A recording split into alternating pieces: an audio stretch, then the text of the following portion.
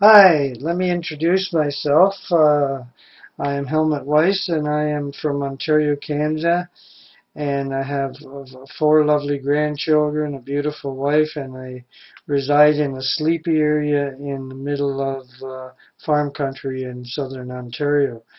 The first time I was introduced into computers was in 1994 when my son needed a computer for university. And really, that was the beginning. And at that time, we had purchased a 386. Now, I don't know if some of you remember that, and that's going way back.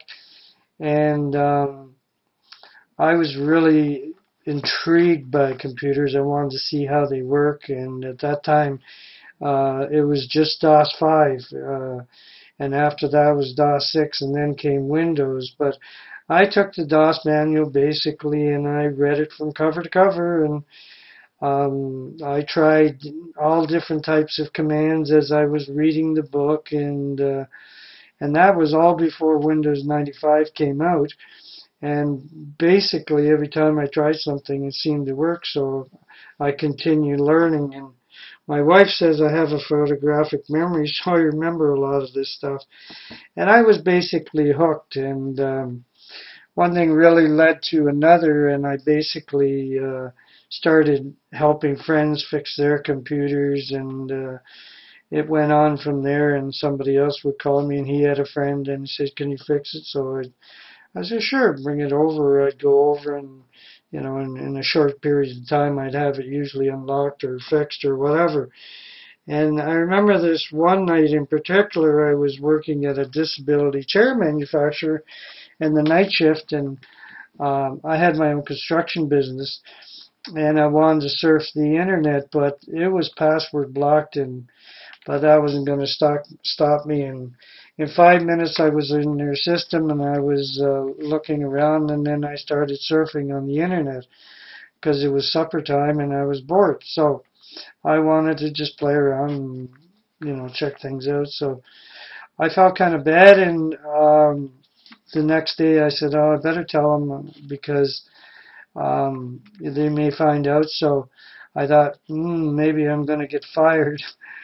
So instead, he thanked me and he said, "Boy, I'm glad you brought that to my attention because his company had a lot of good plans for future things, and they didn't want them stolen." So he said they were going to hire another secure company, but he asked me first, and I said no. I already had a career, and I just didn't know how long that would last, so I just said no. But as time went on, I continued to fix more and more people's computers, and I never failed, and I fixed my own for years. I've never had it into a shop, except once when it was a hardware issue, but that's a different thing.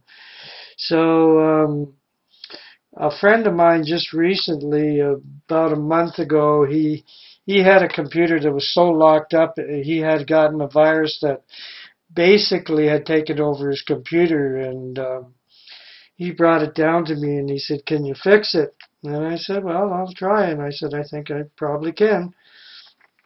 And of course, we spent the day, and by the time he left, his computer was up and running, and he was very happy. And you will see one of his testimonials in here, and he's spread the word. And I had to fix a few of his other friends, of course. And then another friend from Georgia phoned me, and he said to me, "My computer's so locked up," and he says, I need my computer for work. I want to work on the internet. Can I help him?" And I said, "Well, normally I have my computers here at the house, and I fix them here." He says, "Well, we can use Skype." And I thought, "Okay, well, I'll give it a shot." I said, "As long as you can follow instructions, carry on." Well, what you're going to learn is the exact same process that I've used with his computer and many other thousands of computers. And that's how really this book came about. And I never thought I was going to write it, and I never thought, you know, but then I thought, wow, that's actually true.